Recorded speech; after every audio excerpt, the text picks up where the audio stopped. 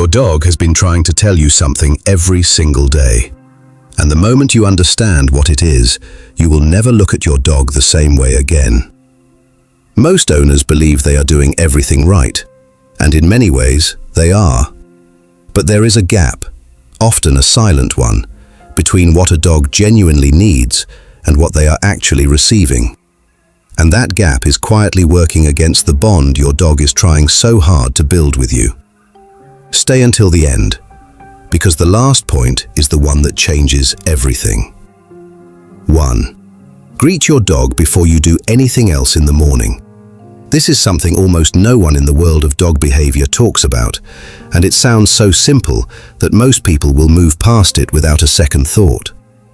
But if you take only one thing from this entire video, make it this one. The first 5 minutes of your morning are shaping your dog's entire emotional reality for the rest of the day. Not their food, not their walk, not their toys. Those first 5 minutes. Dogs are pack animals. That is not a metaphor or a way to make them sound more interesting. It is a biological truth built into their DNA over 15,000 years of living alongside us. Their brains are wired to orient around a social anchor. In the wild, that anchor was the group. In your home, that anchor is you. And the moment you wake up and reach for your phone before you reach for your dog, you are sending a signal that lands somewhere deep in their nervous system. The signal says, "You are not my priority." A study published in the journal Applied Animal Behavior Science found that dogs who receive consistent morning social interaction from their owners show measurably lower baseline cortisol levels throughout the day. Lower stress, a more settled nervous system. All from something that takes 30 seconds. You do not need to make it elaborate. Just wake up, find their eyes, and say their name with warmth. Let them greet you the way they want to greet you. Let that moment be theirs. Because here is what is actually happening when you do that. Your dog has been waiting while you were asleep. Their entire world was paused. You are the main event of their existence. And when you acknowledge them first, before the coffee, before the phone, before anything else, their brain registers something no treat and no toy can replicate. It registers, "I matter here." And a dog who believes they matter is a completely different animal to a dog who is not sure. 2. Let your dog sniff for as long as they need to. How many times have you tugged the lead on a walk because your dog stopped to smell something for the 10th time in 2 minutes? How many times have you said, "Come on," and kept moving because you had somewhere to be? Almost every owner has done this, and almost every owner has no idea what they just took away from their dog. A dog's nose contains up to 300 million olfactory receptors. Humans have around 6 million. The part of a dog's brain dedicated to analyzing smells is proportionally 40 times larger than the equivalent part in a human brain. When your dog stops and sniffs a patch of grass for 60 seconds, they are not wasting time. They are reading. Which animals have been here? How long ago? Whether they were stressed? Whether they were healthy? Every smell is a paragraph. Every surface is a page. Your neighborhood is a novel your dog has been trying to finish for years. And every time you pull them away, you are slamming the book shut mid-sentence.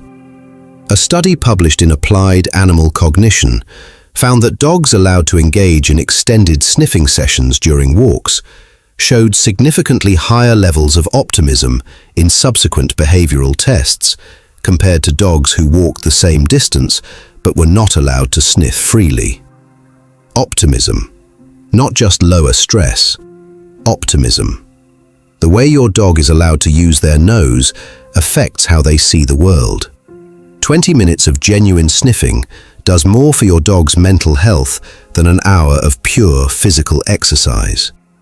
And when you stop pulling and start following, something shifts between you. Your dog begins to trust that being with you means their needs matter. That trust is the currency everything else in this video is built on. 3. Learn the difference between your calm voice and your distracted one. Do you talk to your dog throughout the day? Do you say their name just because you feel like it? Greet them when you come home? Narrate small things as you move around the house? If you do, you are doing something far more powerful than you realize. A 2022 study from researchers in Budapest used brain imaging technology to measure how dogs responded to their owner's voice. What they found is one of the most remarkable discoveries in the field of animal cognition. Dogs do not just recognize their owner's voice, they process the emotional tone of that voice in the same hemisphere of the brain that humans use to process emotional communication. Your dog's brain has developed a dedicated system for reading how you speak to them. When owners used a warm, slightly higher-pitched tone, the kind of voice most people naturally use with someone they love, dogs showed immediate physiological signs of relaxation. Heart rate dropped. Muscles released tension. Eyes softened. When the same owner spoke in a flat, distracted tone, the dog's nervous system stayed alert.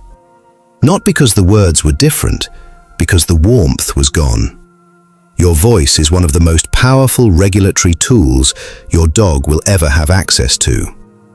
Every time you greet them softly when you walk through the door, every time you say their name with genuine affection, every time you whisper something to them while they lie beside you, you are reaching directly into their nervous system and telling it, everything is safe. You can rest. I am here. No supplement, no calming spray, no anxiety wrap can do what your voice does when it carries real warmth. And your dog already knows the difference. They have always known. The question is whether you will be consistent enough for them to count on it. 4. Play with your dog like the game actually has stakes. When was the last time you genuinely played with your dog? Not throwing a ball whilst you checked your messages, not tossing a toy in their general direction. Actually played, fully present, fully engaged, making the game feel real. Because there is a difference between keeping your dog entertained and actually fulfilling them. Every breed, from the smallest terrier to the largest working dog, carries a prey drive, a chase drive, a retrieve drive. These are not behavioral quirks. They are biological imperatives. And when those drives never get to express themselves in a meaningful way, the energy does not disappear. It finds another outlet. A study published in the Journal of Veterinary Behaviour found that dogs with insufficient interactive play showed significantly elevated rates of separation anxiety, aggression, and compulsive behaviour. These are not bad dogs. They are unfulfilled dogs. Real play means you move. You make the toy unpredictable. You let the game build. Slow movement, a pause, a sudden burst of energy. You let your dog win sometimes. You let them grab the toy and feel the satisfaction of the catch. And you build in a cool down at the end. A few moments of calm that let their nervous system come back down from the arousal of the game. That sequence, the build, the chase, the catch, the release, is not recreation to your dog. It is the ritual that confirms their identity. It is the experience that tells their brain, I am capable, I am alive, I am seen. And when you are the one on the other end of that game, fully present, making it real, your dog does not just see playtime. They see you as the one who understands what they are made of.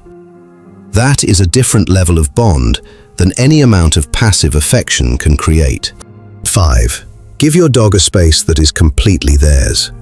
Does your dog have a place they go when the world gets to be too much? Not a crate you shut them in. A place they chose. A corner they return to. A spot where no one bothers them, no one calls them, no one expects anything from them.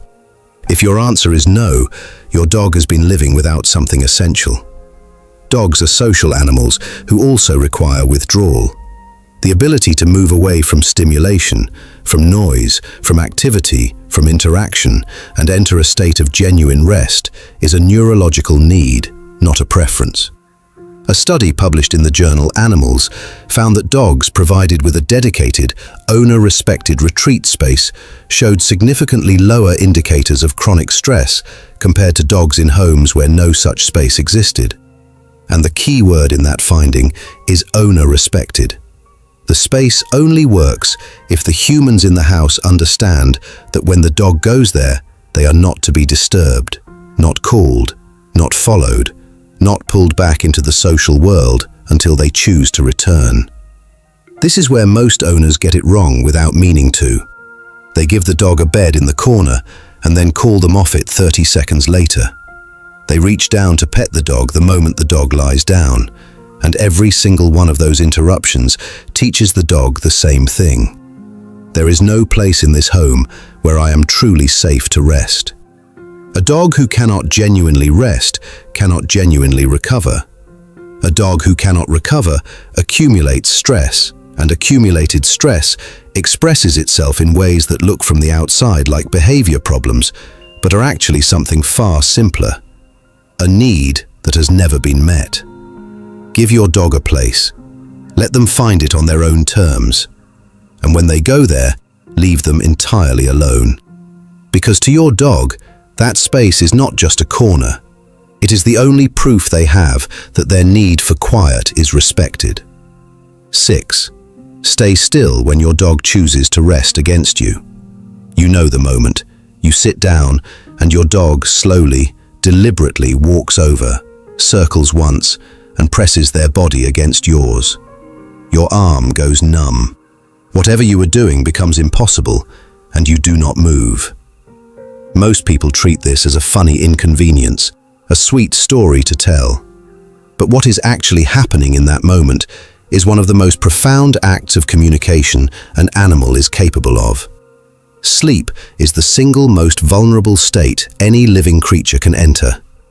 When an animal sleeps, their defenses are down. Their awareness shuts off.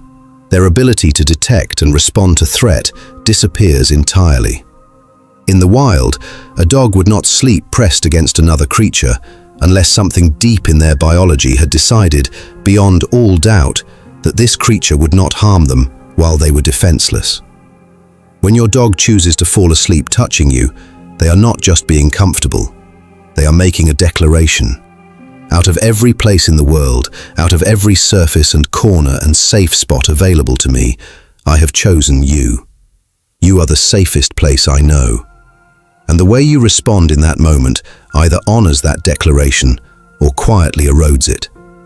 Every time you stay still, every time you sacrifice comfort and convenience and simply let them sleep, you are answering their declaration with one of your own. I see what you gave me, and I will not take it for granted. Think back to every point we covered in this video. The morning greeting that told them they matter. The unhurried walks where their nose led the way. The warmth in your voice that reached directly into their nervous system. The play sessions that honored their instincts. The retreat space that gave them permission to truly rest. Every single one of those things was a deposit into something your dog has been keeping track of in the only way available to them. And when they press their body against yours and close their eyes, that is the moment it comes full circle. That is your dog showing you the total. That is trust made physical. You will never be able to look at that moment the same way again, and you should not, because it was never just a nap.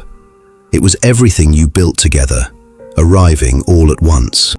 Every video on this channel begins the same way, with a question most dog owners have never stopped to ask.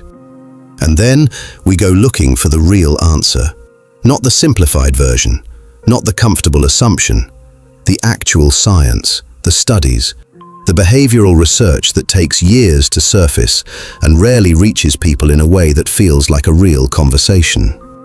That is what we do here, every single time.